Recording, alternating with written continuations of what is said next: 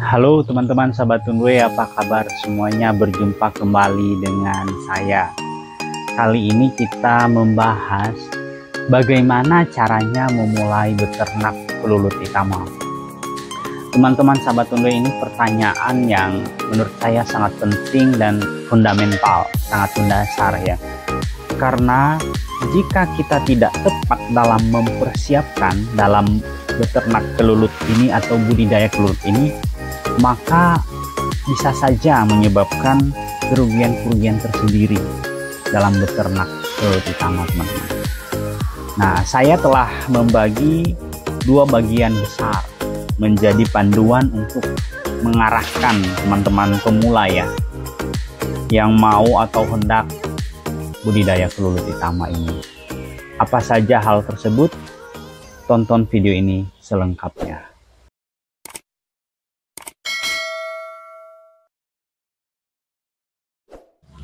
Yang pertama, kenali terlebih dahulu kelulut hitam itu sendiri. Bagaimana kehidupannya, karakternya, dan hal apa saja yang mereka butuhkan dan perlukan. Kelulut hitam berukuran kurang lebih setengah sentimeter dan termasuk jenis kelulut yang besar. Dia berwarna hitam dan banyak ditemukan di kawasan hutan tropis maupun di daerah hutan hujan tropis, khususnya di daerah kita Indonesia maupun Malaysia dan sekitaran Asia Tenggara itu banyak sekali. Mereka merupakan salah satu serangga sosial yang hidup berkelompok membentuk satu koloni. Itulah sebabnya mereka juga tidak bisa digabung dengan koloni lain walaupun mereka sejenis. Akibatnya sangat fatal kalau mereka digabung atau sangat berdekatan, akan menyebabkan perang koloni, saling membunuh, dan itu bisa menyebabkan musnah.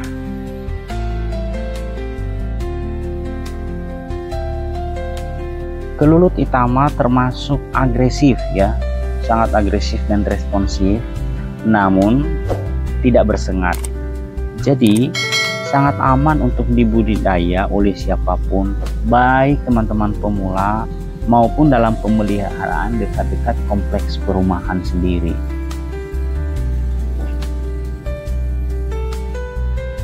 Penting juga sahabat Tunduy tahu bahwa lebah Trigona itama atau kelulut hitam ini memiliki strata kehidupan yang terdiri dari lebah ratu, pejantan, maupun lebah pekerja. Fungsi dari setiap mereka berbeda-beda, namun dalam perbedaan tersebut justru membuat mereka saling melengkapi untuk memudahkan koloni kelulutnya sendiri untuk melangsungkan kehidupannya.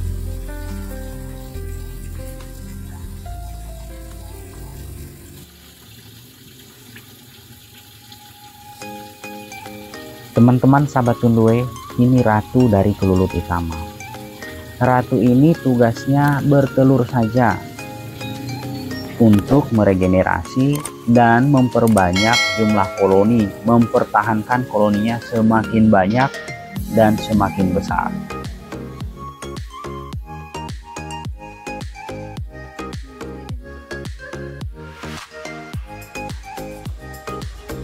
Selanjutnya dalam koloni lebah kelulut hitam ada yang namanya kelulut pejantan.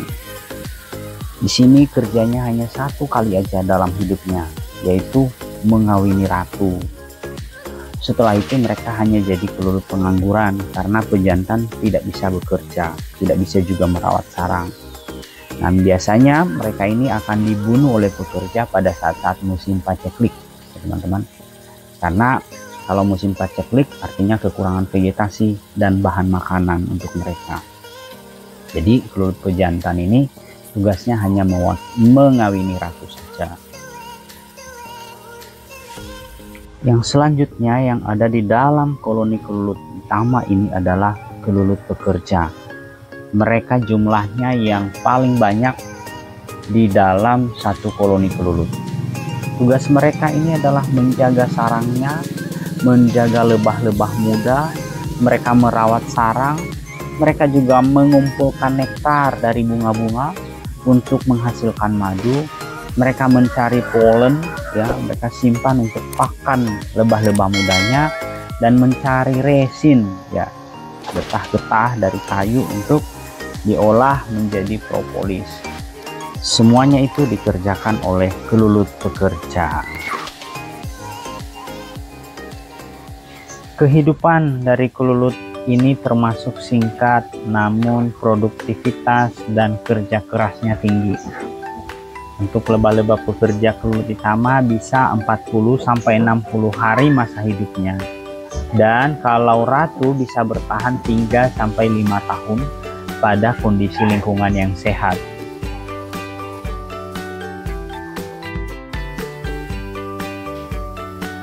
Kelulut itama termasuk mudah untuk dipelihara pada kondisi lahan yang sempit, misalnya di sekitar pekarangan rumah. Yang terpenting bebas dari hama, hujan, dan matahari yang tidak mengenai langsung pada sarang koloni kelulut itama sendiri.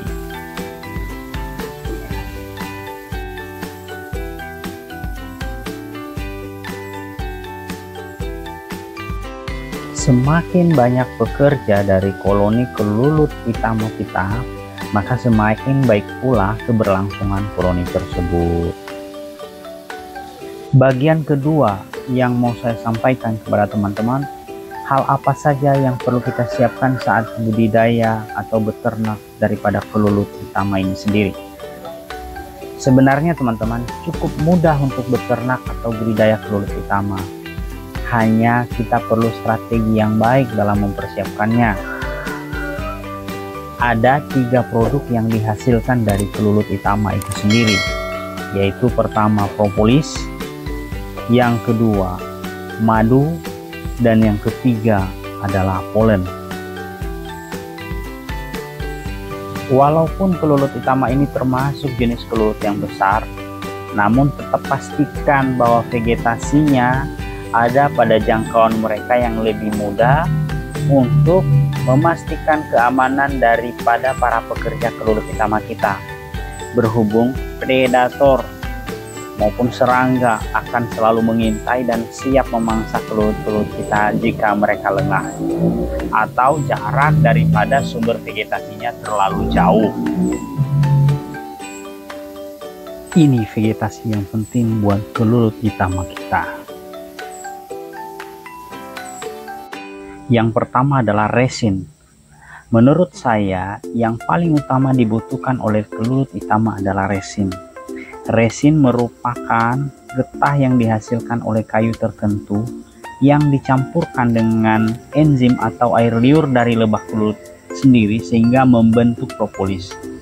Nah, dari propolis inilah mereka membangun sarang, mulai dari corong, membuat kantong-kantong madu, maupun kantong-kantong polen. Nah, ada kayu-kayu yang menghasilkan resin atau getah mudah sekali ditemui di sekitar kita, diantaranya pohon mangga, pohon nangka, pohon karet, pohon cempedak, pohon pinus, pohon akasia, dan lain-lain.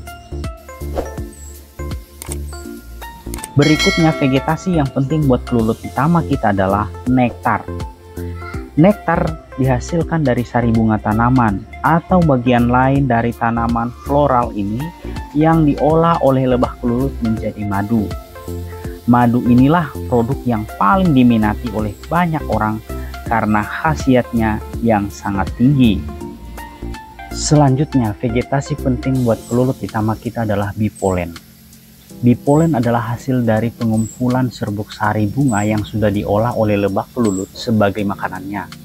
Bipolen yang telah difragmentasi disimpan dalam sarang dan digunakan saat makanan langka di alam. Bipolen atau bee bread sangat penting sebagai sumber gizi utama bagi lebah kelulut kita. Teman-teman sahabat Tundue, khususnya pemula, 2 bagian besar ini yang menjadi panduan. Sekiranya video ini bisa membantu dan mengarahkan teman-teman, Pertama tadi kenali terlebih dahulu kelulut hitam itu sendiri, bagaimana kehidupan dan karakternya.